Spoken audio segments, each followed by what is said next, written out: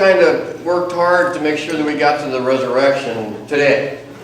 So we're going to look and see what John wrote about the resurrection that we don't have in the other Gospels. And we've noticed a couple things. One thing is he's dealing with this early Gnostic thing, this idea that Jesus didn't really have a body, that he wasn't flesh and blood. And so you see a lot of things about a physical body in there.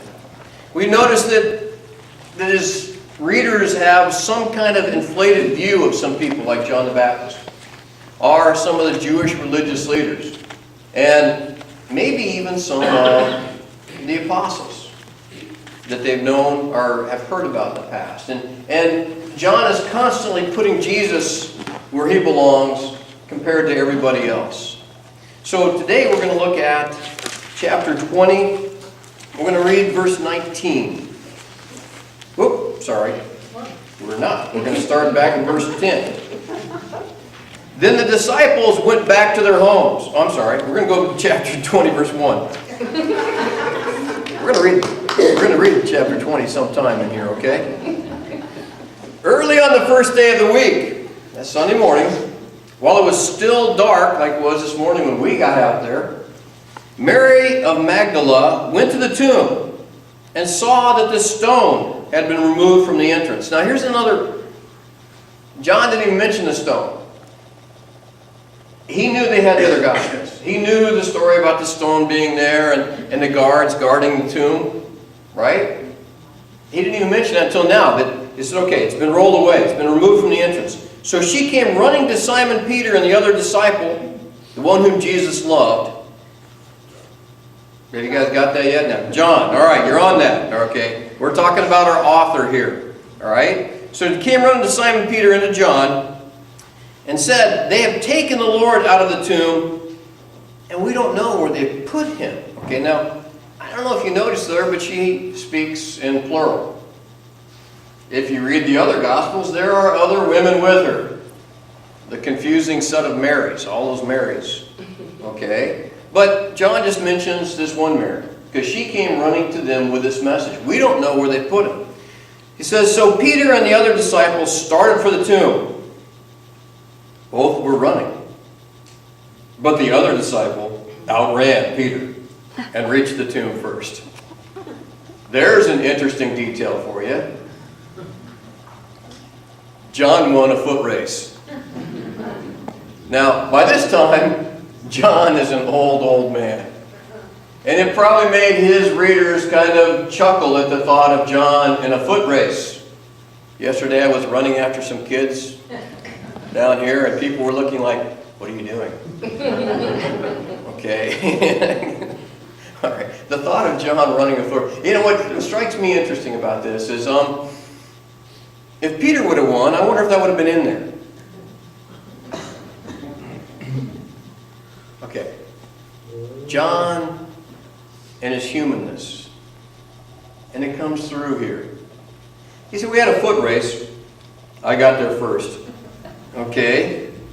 He, talking about John, bent over and looked in at the strips of linen lying there, but he did not go in. He was afraid to go in. Then Simon Peter, who was behind him, arrived. Maybe he just wanted to tell you how much longer he was there before Simon Peter, you know.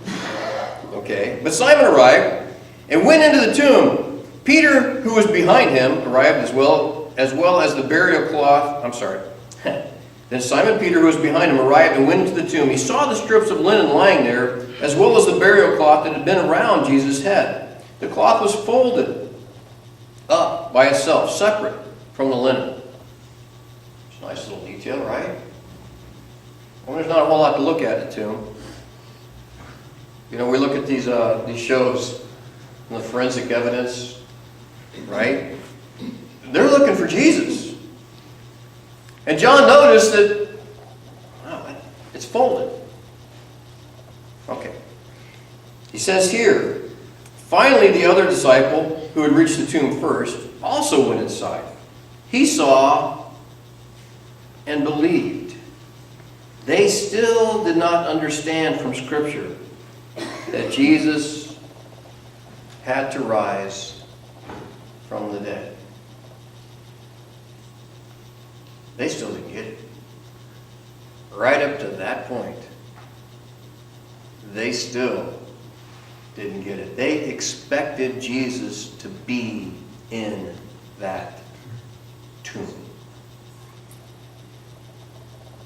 Now, that's probably a hard thing to write. If you're with John and say, yeah, I hung out with Jesus for 3 years. I didn't get it. I didn't get it. I heard the teachings. I can tell you the teachings. Matter of fact, the Spirit helps me recall the teachings, but I didn't get it. It says here that then the disciples went back to their homes. We're talking about the homes that they were staying with in Jerusalem. But Mary stood outside the tomb crying. We don't know when Mary got back. We don't know if she beat Peter or not. Okay, but she stood outside the tomb, and she was there, and she was crying. And as she wept, she bent over to look into the tomb. No. The other guys had gone in. She couldn't bring herself to do that.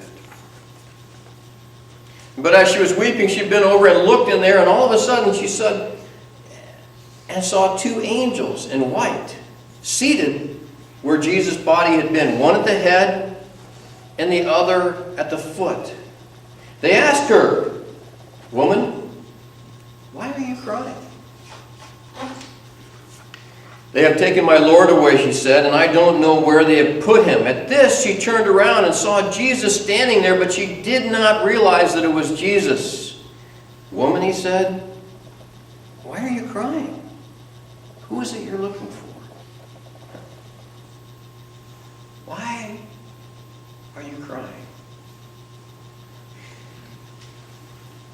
This is probably one of the most amazing things that I've come across in the book of John. Jesus has been through all the agony of anticipating what is going to happen in Jerusalem. And he told them plainly what was going to happen, and he went. And he went through it all, and all the agony, and he went and endured the cross. He said it's over, and now he's alive again. How is he feeling? How is Jesus feeling?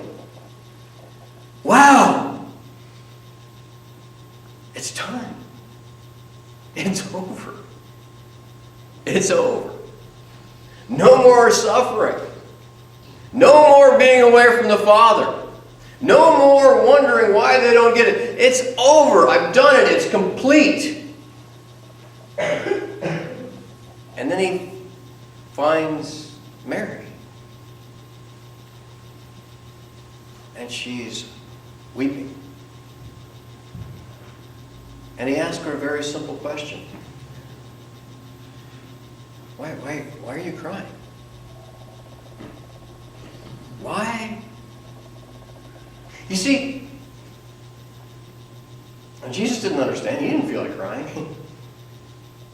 He recognized that she did, but didn't understand why.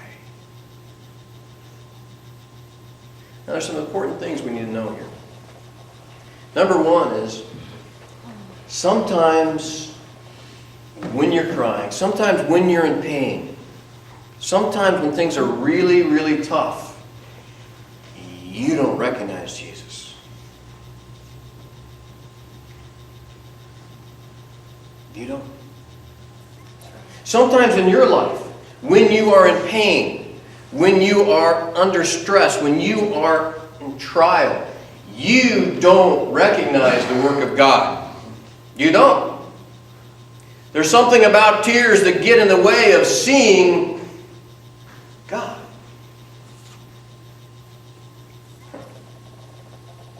And Jesus understands that now.